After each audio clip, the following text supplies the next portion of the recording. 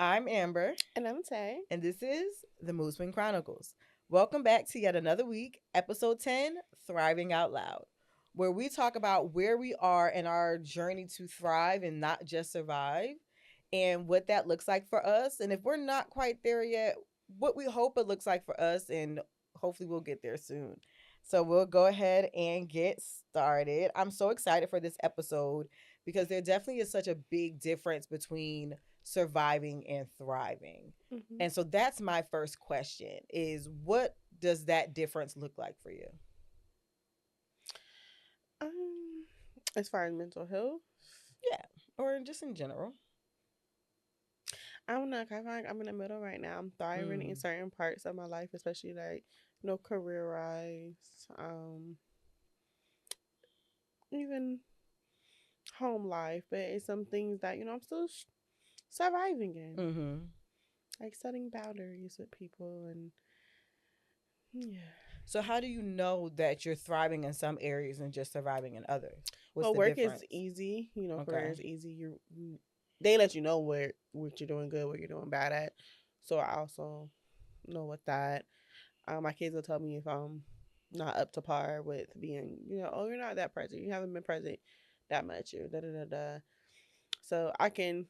Those are the ways that I know that I'm thriving in those areas, and I just know the other ones I'm just surviving Mhm. because I'm just here. You're just there, kind of just going through the motions of it. Mhm. Okay. Other side. I didn't want it to be in the camera, and then That's you'd be too like, bad. "I hate it," like that, like that.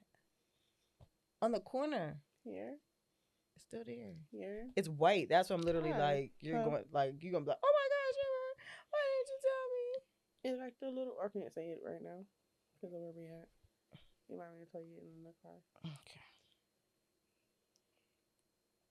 okay. You get the sweater good. All right. For me, I think the difference is just being able to be confident in a specific area. So mm, like you said, like you're doing well at work because they tell you you're doing well. It's like it's easy. So you're doing good at home because how your kids are doing and stuff like that. mm-hmm, And surviving sometimes like I feel like I'm drowning in that specific area. mm, Whereas thriving, like my head's above water, like I'm happy, I'm good. And I feel the same way, like I'm kind of in between, even at work, mm-hmm. like it's semester 2 and I'm drained. Like I'm just drained from semester 1. Um, and so having to get my kids to do stuff, but my kids this semester in certain classes are more engaged. Mm. So I feel like I'm doing well with that where I don't have to pull teeth to get them to answer questions. Right. But then in other areas, I feel like I'm slacking because first semester, like I was had way more pep in my step, was able to stand in front, do my presentations, things like that. And now it's like some days I don't have it in me to stand. I've also been in pain these last like week or so with my legs. So Mm-hmm. I've been having to do more things from my desk. Um, and so I feel like I'm struggling and I'm just surviving in a specific area and like I'm just not doing my best, Right. but I feel like I'm doing well with like getting the kids to engage this time, That's um, good. which is good because whew, anybody that has ever taught Mm-hmm. in general, especially high school, getting kids to engage is difficult. Um, so I'll go first, but how did you redefine thriving after your diagnosis? So for me, it is so simple. It was just getting the will to live, Mm. honestly, because I was so low at that point where it just was like I didn't want to do anything. I didn't care to do anything. So thriving to me was getting up each day, being able to eat, like smiling throughout the day. Like that was thriving for me. And now it's more so like being on my medicine regimen, Mm-hmm. like going through a day where I don't feel like I'm crashing, right? And really just being able to honestly be happy with most of my days because I used to be like so miserable, like today sucked, today sucked, today sucked. And even though I'm tired, Mm-hmm. I'm still having good days, Right. and that's what I feel like thriving is like for me afterwards because before I just felt like everything was suckish, it was crashing down around me and I wasn't caring. But now I care a little more. Mhm. Days are happier. I'm not canceling my appointments. I used to cancel my doctor's appointments left and right, Mhm. and I haven't done that recently. And my therapist was like, I'm proud of you because I know you don't want to be here because I can see it. She's like, but you still show up. And I'm like, yeah, I'm tired. We talk about, why am I so tired? And, I'm like, well, I'm working. She's like, okay, when are you going to rest? And like, I said last episode, but that's the real important part to me is just like being happy with how my days are going, regardless of how tired I may or may not be. What about you? I would say the same as far as after the diagnosis. Just for me, it was not being ashamed of it Mm-hmm. and to just live in it. Right. So yes, but as you say, like you be like you're tired, but you're still showing up. That's a big thing for me because I'd be tired, but I'm not doing nothing. Right. I'm sleeping. I'm calling you. It's 6 o'clock. So I'm taking a nap. It's 6 o'clock. I love naps. I would take a nap. So it was like, okay, I'm not taking as many naps as I can take. Okay. As I can take. I don't Cause even sleep on my girl, lunch break no more. that's dangerous though. Sleeping on a lunch break is dangerous. I always set my alarm at least 10 minutes before I'm supposed to be Cause back. I'm about to say Yeah. you liable not to wake up on time. It's also thriving as well. Like I said, I'm last episode. I'm back in the office, so that was a huge big thing as well with my mental health. Is going back to the office and adjusting to that, seeing how I like it. I actually do like being in the office. Mm-hmm. So, Okay.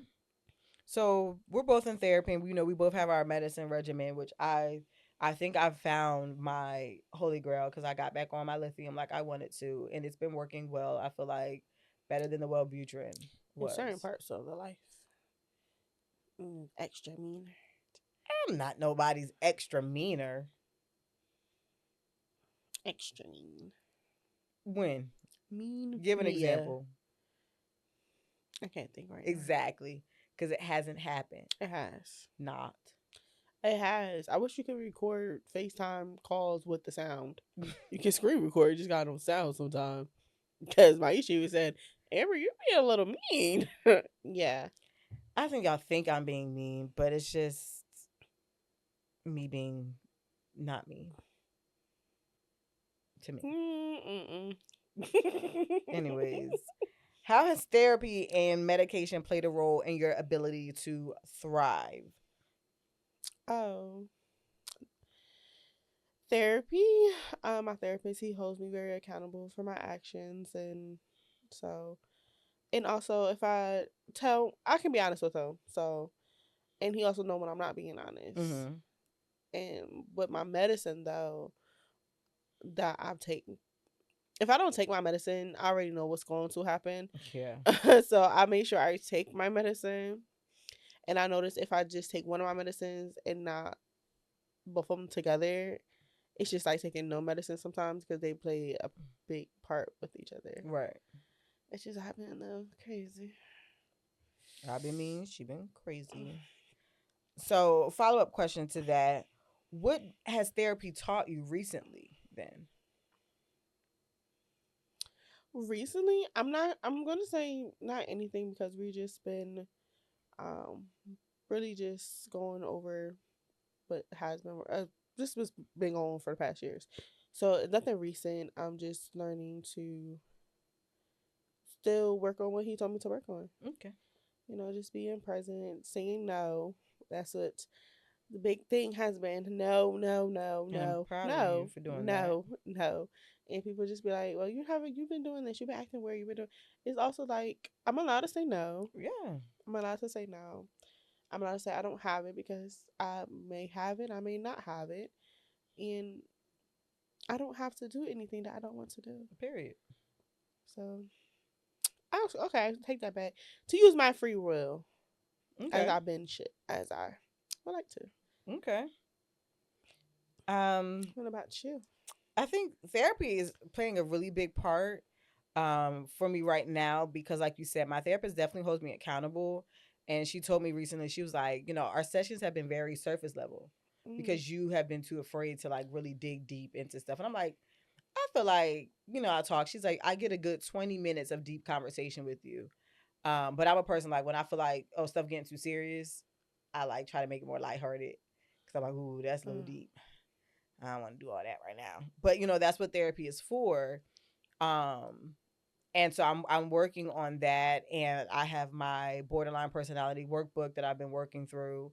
Um, so that's been helping me understand that diagnosis more and Mhm. find some mechanisms to help cope, and when certain things are coming up, and I'm getting triggered from certain things, like how to deal with that. Gotcha. So that's been helpful for me. And again, my medication has been a journey and a struggle for trying to find what's good. I'm about to be on my fourth psychiatrist because the first one I didn't like. The second one I really loved. The third one, he just was not attentive. He would sit there for like 10 minutes and just type in silence and then Mhm. would rush with like, oh, my next client's here. I gotta go. Like we didn't Mhm. talk about anything. Like what is going on? So I'm trying Yeah. a new one next week, and hopefully that one is she's much better because Ooh. like finding a good psychiatrist is really pivotal, like it is finding a good therapist. Yes. Because if you're not listening to me and I'm asking questions and you can't answer those questions, or you're not even talking to me about how I'm doing right now, Right. how are you going to properly prescribe my medicine and make sure I'm on the right regimen? Right. Like I shouldn't be having to do it all alone. So Mm.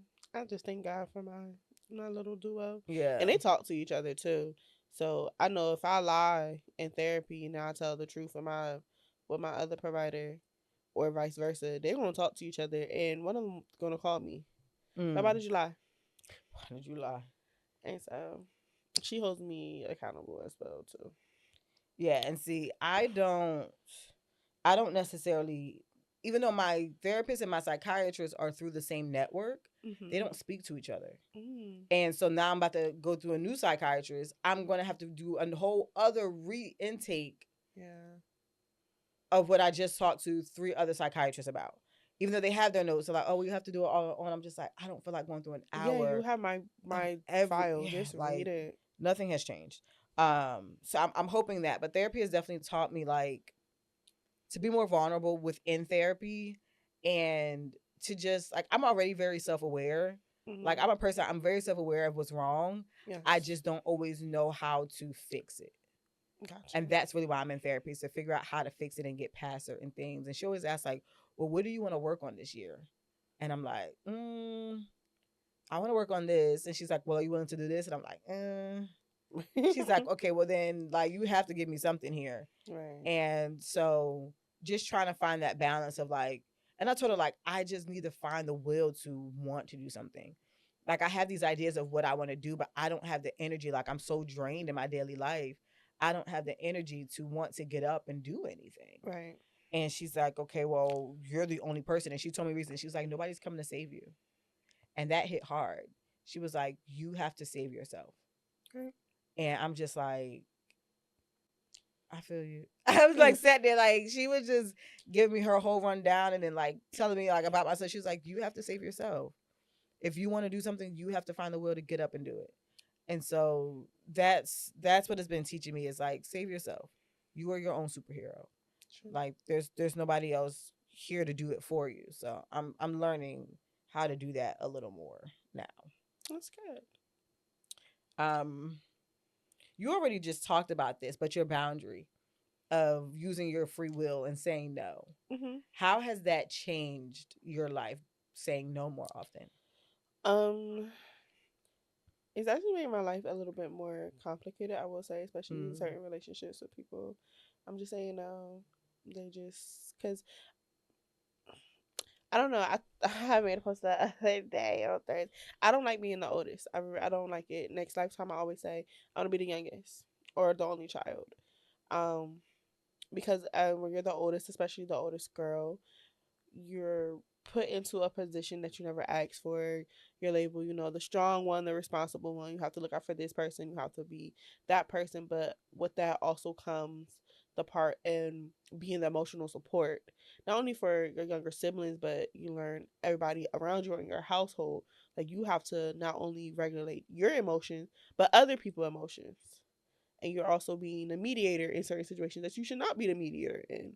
And so I've been saying no because looking back, like I had to be a people pleaser. Mm-hmm. And so now that's not what I want to do. So I say no. People are like, oh, you're weird, you're acting funny. You just da da da da. I'm not being weird or funny. It's I'm saying no. You're not used to hearing no. Right. You're not used to me using my voice. Right. And my free will, I'll just be doing what I want to do. Who's gonna stop me? Exactly. And I wish, and I've seen so many people say that, like, we as people need to use our free will more often. Yes. And not in a negative way, because some people are using their free will a little bit too often. Yes. And there's consequences. Like, there are Yes. consequences to things. But it's our, and you always say, it's my life. How are you going to tell me I can't? Yeah. Why am I not doing things that are making me happy Right. or that I don't want to do, saying no to it? If Right. this is my life, like, nobody else has to live my life but me. Exactly. And I'm with you. Like, if it makes you upset because I can't do what you need me to do because I'm creating that boundary now to say, you know what? No.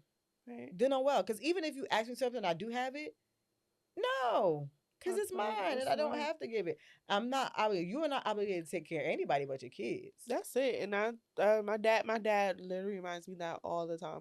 He's like, you're not obligated to take responsibility for anybody but the people that you created. Yeah. And I be like, my sister too, because I ain't gonna let her, because she a kid. I ain't gonna let her go.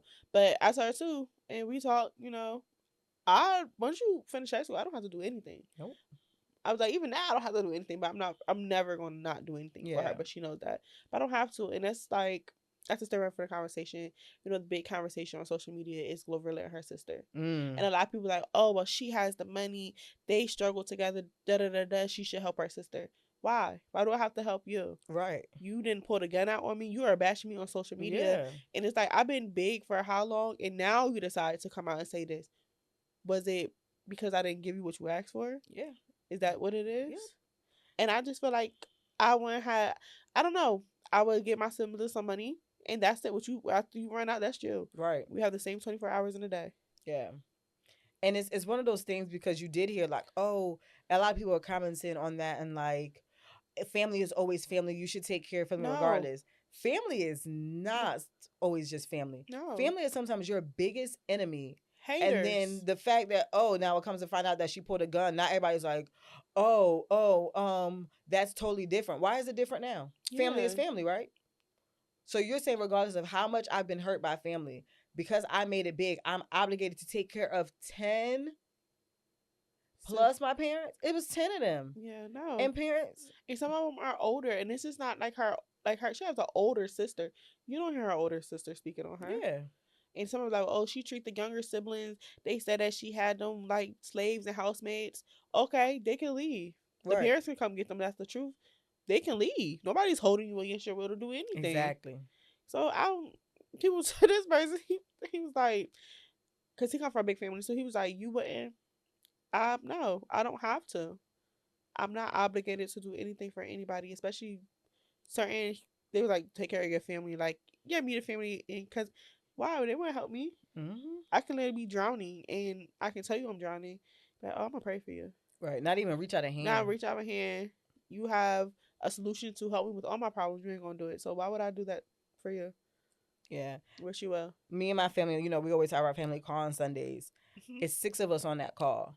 We always say, if we ever hit the lottery, we made it big, we got money, we're taking care of us 6. And my grandfather, because he's not on the call. So it's really 7 of us. But my grandma will get the money. She'll split it with him. But it's just like, it's us. Because nobody else is here to help us when we're down. Exactly. Nobody else is on this call. We don't add anybody to the call because it messes up the dynamic of it. Mm-hmm. But it's us. There's the people that I was raised in the house with. It was 8 of us all together. My aunt's not with her boyfriend that she was with at the time anymore. So, it's 7 of us, including my grandfather. That's who my village is. Mm-hmm. If I make it big or one of them makes it big, that's who we take care of. Exactly. I'm not about to take care of cousins and aunts and this who don't even tell me happy birthday. They don't even like me. And that's the other thing. It was like, oh, well, she put her friends on. She did this for her friends. Because sometimes your friends are there more than your family is. And I have a list of people. I'm like, if I, make it big, I have a list. And some of those do include cousins. Those people are aware. Right. They literally are aware. And that's all that he said. But yeah, I was never put a gun out on me and you want to bash me on social media. We got the same face. Your face look like... Not anymore. Well, yeah. Your face look like what mine did pre-surgery. Yeah. But but For the bank. I'm not taking care of you. And you think this is gonna make me take care of you afterwards? That's the big thing about it. It's you're still asking for money and you're bashing me. Do you think now, mind you, she can be sued. She can sue her sister. I would. She can easily sue her sister for defamation I would. and libel. And now you're paying her money that you don't have that you're asking her for. What was it, 2,500 flat? Now Tory Lane's apparently going and giving her the money. He gave her, and I had to explain to somebody because I don't know when certain people hear amount of money, they're like, "Oh, that's a lot." That's not a lot of money. That's $2,500. What's that going to my rent? I have maybe $500 left. $2,500 in 2026 is not what it used to be 2008. Yeah, You can spend that in a day. I would. That I is would. gone. Don't let it be the first of the month. It's gone. They was like, she gave half of that to the mom for the rent. You want your sister to pay for your mother's rent. Why you don't pay for your mama's rent? I'm supposed to pay for it because I have some money. What are you doing? Because it is also, was she always the one that they depended on even before she made it big? And that's what, because that's what it seems like. Like, why do, it's 10 of y'all. Can't none of y'all help nobody else out? Y'all can't split it? But I think it's also like, oh, she has the most money. So what? But she didn't always have that. Exactly. So now that she's the one that had, like, would you be doing it since this was any other sibling? Like, Exactly. That's what makes me wonder. And I'm thankful it's only me and my brother, and then I have my half siblings, but like, I'm thankful that none of my siblings would do that. Like, they wouldn't do that. And outside of my 7, I probably would give my siblings some money because they both have kids as well. Like, here y'all go, because we may not be super close like we were when we grew up, because I was always over their house and we're all spread out now. But like, if I message my siblings, they're going to respond. Right. Like, they're not just gonna leave me on red. But I know they would never bash me, like, on social media out in the open for people to see. I know they would never do anything like that. And that makes people want to give stuff to you more when you're just humble about it. Like, why do you think you are liable to what I work for? And then the brother came out and was like, I haven't talked to her since I'm the one that created her and put her into me. Just because you put me on to something don't mean you created me. Yeah, I still had to do this on my own. I still had to put these albums out. I still had to make these singles. I still had to go meet people. I still had to perform and work my behind off. Yeah. You introduced me to a microphone, but you didn't do the work. You ain't help me come up with no songs, try to put me on with people that you may have known. And that's the sad part, because when she was down, I highly doubt anybody was giving her handouts.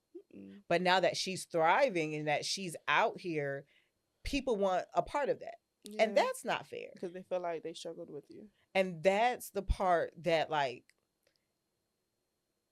I feel like people take advantage of. Mm-hmm. It's like, when I'm down, you want nothing to do with me when I'm down. As soon as I'm up. But as soon as I'm up, you want to partake in that as well. And it's just sad, but you can't bring everybody with you. And that's probably why she got left. Like, imagine me taking you someplace where industry people are and you're acting like this. No.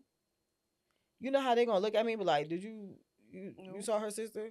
You saw her brother? That's the other person who talking about. They said, well, Gloria, her mom saying that they needed she wanted a stylist for the Grammys, and the brother's shoes looked like this. She couldn't give $80 for shoes. He got 9 other siblings. They couldn't help out with $80 shoes. You couldn't get him the $80. Why is my responsibility? And also, I think he was like 17, 18. And also, well, he could have been working. Exactly. But also, you're my mom, okay? You want a stylist? I'm not gonna get you the same type of stylist I get. Right. They're not looking at you. Right. Those pictures will never be seen. You gotta probably dig for those pictures of people, family on the Grammys. Yeah. It's not. People will be so entitled to stuff that's not theirs. And that's why I'm always thinking. I'm like, I got my family and I got my certain friends that, like I said, I'm up, you up too. Exactly. Because y'all were there to and it's the difference between like, oh, we got it out the mud together. Then like, oh, well, I was around while you were struggling. Yeah, but you didn't do anything for me. Like, we grind together. We work together. Like, yeah, I'm going to make sure you good. Because we built this together for real. But like, you just simply being, oh, I'm your sibling, I was around, we all struggled together, that means nothing to me. And that might be sad to say, but like, it's not like we struggled because we wanted to struggle. That had nothing to do with us. That was our parents. They decided to have all of us and still be struggling. It just so happened that 1 out of 10 made it. and now I Exactly. have to bring 11 people with me. And it's not like all of them are saying it. Like, it's just like you hear this one person and What then the the brother brother too. came out, But it's just, yeah, too entitled. Set boundaries. No. and Glow No. came. She called her mom. She was like, "Ma, XYZ." And her mom like, "Yeah, thank you so much." Like, you the only one complaining. Y'all two the Yeah. only one complaining. And she was like, well, she could have retired, her mother. Mm-hmm. Her mother wanted to go back to work. And sometimes when you older, you need You something to need something to do. do. It's just Yeah. a part. She worked there part time. I don't know if she still do because they probably didn't out of where she worked at. See, that's she said that. She said they outed where she worked. Her and the husband, the dad, they had to stop working And that's because crazy. their jobs and people kept coming up to them And that's and like crazy. asking questions and stuff, and so And she that's so couldn't work anymore. sad. Yeah. And now I can't do anything because of y'all. Right. That's really sad. And they was like, oh, well, she should have bought her mom a house. Her mom said, why would you buy me a house when I'm constantly on the road with you? I can rent. I can live wherever I want to live at. And everybody parents don't want them to buy them a house or buy them a Yeah. car. My mom would definitely want me to though. My parents would too. My mom would be like, but my mom also would say, "Be smart with your money." Of course. Like my mom wouldn't just expect everything. She would be like, "Do you have this? Did you do this? Did you do that first? Mhm. If you have extra when you get it, then yeah, I'll take a house. Yeah. I'll take this." But she ain't gonna be like, as soon as I get it, be like, "Yup, I need a piece I of need that." that. Yeah. No. Like my mom wouldn't do that. But everybody's family is not like that. And again, none of my siblings would be like, "Oh, you made it. Send me 20." Like they probably joke like, "Send me $20, and I got you. Here's 200. Add another zero to it, right?" But I know it's out of like because we care and not out of like I feel like you owe me Yeah, because kind we're of not thing. obligated. Yeah, definitely not out of obligation. Mm-mm. Um, so as we close, like we both said, we're both figuring out what thriving looks like for us and how to Mhm. thrive in multiple areas of our lives and not just one or two specific areas. Right. Um, what do you want thriving to look like for you? If you could put it all together and your life be thriving in a whole, what does that look like for you? To never have a day that I feel like I'm drowning. Mm, To that's never, good. yeah. Because when most people like, I feel like I'm drowning, to them, like, their head is just under the water. Like, they can still put their nose up. To me, Right. when I'm drowning, I'm at the ocean floor. Like, Mm-hmm. I can't get up. I need help. Right. So I don't ever want to feel like I need that type of help because nobody's coming to save you. Like your therapist, like, nobody's coming to save you, You're your own superwoman. pretty much. So I never want to be that low. Mm. What about you? That's good. I feel like the same way. For me, it's just like I want to be happy in multiple aspects of my life. Mm. I I being a teacher is a love hate relationship with me. Mhm. I love the relationship that I build with my students, but it's a lot. It It is is. heavy, and I don't even go through what a lot of teachers go through, but it's still heavy for me. Um, and I love education. I want to Mhm. stay in education, but I don't know if I want to stay in the classroom for a long period of time. That makes sense. Like year 5 would be next year. I may do next year, and then I think I want to transition out. But it's just to be happy, like with Yeah. where I'm at in life. Like I want to make more money. I want to be able to travel. I want to be able, like, if I want to buy something, I can buy something and not feel like if I spend it on this, am I not going to be able to pay my other bills? Right. Like I want to be able to be set and more than just comfortable. Because right now I'm comfortable. And my therapist even told me, she's like, you too comfortable. You have to get out of, you can't sit in that comfortableness though. Right. Like you have to push yourself past that because that's the only way you'll elevate. And that's what I feel like thriving is to me, to push myself past the comfortability that I'm at right now and really be able to exceed and just enjoy life. Yeah. Like I feel like I'm not enjoying life as a 30-year-old should enjoy Mm-mm. life. Like free will, my own money, no kids. I should be, doing what I want to do, but Yeah. life is hard right now. And so I'm not able to do that. But thriving for me is definitely just being happy, like waking up and just being happy with the life that I've set for myself. And I don't want to bring, kids into a life I feel like I'm not content with or happy with Mhm. because I don't want to mess them up and they be struggling with me. Right. I want to be able to give them some type of cushion. Right. I want my kids like your kids do to feel like you're rich.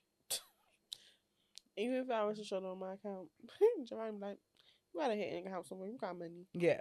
I want my kids to feel like that because whatever they need, like, it gets handled. It gets handled. Regardless of who handles it, but it gets It handled. gets handled. And I want my kids to be like, you know, if I know I need XYZ or something would happen, like, it's handled. And that's really what thriving is to me, just to know that, like, I'm set. I like that. Last question. It's another deep question. If you could speak directly to a Black woman with bipolar disorder who feels behind in life, or any mental health journey that feels behind in life, what affirmation would you give her? Ooh, you go first. I would say, I don't know. That's hard. It's very simple and it's very short, but keep going. Because just like our friend, when, you know, had to do that whole thing and she's breaking down, she's 25. At 25, I felt like my life was going absolutely nowhere. I had a master's degree. You know, I didn't have a job though. I'm like, I did everything by the book. Keep going. Life gets better as long as you keep working. And like I told her, the fact that you're still here means there's still more to your story. Is life 100% perfect for me? Absolutely not. But is life so much better than it was in 2020? Absolutely. Because thankfully, it didn't work, right? And I got a chance to keep going. And I'm getting a chance to spread my story around and help people, you know, get from where they are and be an influence to people, like you said last episode, like just being an influence in people's lives that I would have never had a chance to do had it worked. Right. So keep going, keep working, right? But like you have to want it. It's not something that's just going to come to you. Like you have to want life to get better and work towards your life getting better in whatever aspect that is. And I'm still working on it too, but it's just definitely way better than it was in 2020. I would say to believe in yourself. I think a lot of people just say it, but they don't actually do. And when you really believe in yourself, you're going to advocate for yourself. You're going to fight for what you want. Right. And I realized that I had a meeting at work with HR saying something. And he was just like, you know, you really do believe in yourself. He was like, you know, I see what you do. I might not say nothing. You know, we might not say nothing, but we see you. You work. You say you want to do something. You want to do it. I forgot what happened at work months ago. I was like, I'm going to do this. And I did it. I was like, I forgot what we call it. Top something. And I had made it. I was like, I'm gonna have to prove people wrong because y'all don't believe in me, but I believe in me. So I have to prove y'all wrong. Yeah, that's good. You do have to believe, like with our friend. We tell her all the time, you have to believe in yourself. Nothing's gonna change if you don't believe in yourself. Yeah, and keep working at it. Yeah. You know, like I'm here in life. I'm like, if you don't, people, you know, I'm struggling to switch careers, but you know, I'm going to keep working at it. Yeah. I'm going to keep applying because eventually somebody's going to give me a chance, at least an interview, right? I'm meeting people that can help me get into certain spaces, and I'm hoping to expand that. And I'm supposed to be going to we're supposed to be going to some networking events. Oh, yes. So, you know, hopefully that expands is there as well. We can get the podcast name out, you know, different things like that. Just trying to reach as many people with the influence that we do have and the story that we do have to tell. And I always say, like, I have never been back that low where I felt like I didn't want to be here anymore because I worked very hard to get out of that place. And I believed that I could, and I did. And I have little moments where like I'm down and things don't feel like the best, but they haven't felt like that again. So I'm thankful for that. Me too. Thank you. Because you can't leave. Yep. Can't leave. I say yep. Okay. I made a promise to my mama. So I can't. I don't break my promises. So she caught me with that one. Yep. Shout out to Messiah. Anything else you would like to say? No. We want to thank y'all so much for tuning in to the Mood Swing Chronicles Season 1. This is a wrap for Season 1. We are thriving out loud and we're working towards thriving more out loud in multiple aspects of our lives. But we want to thank you for coming on this journey with us. We cannot wait to see you in Season 2. Buy some merch at themoodswingchronicles.com. It is available. We'll be coming out with a summer collection soon. So please stay tuned for that. And we can't wait to see you next season. In the meantime, protect your peace and take care of your mind. Bye.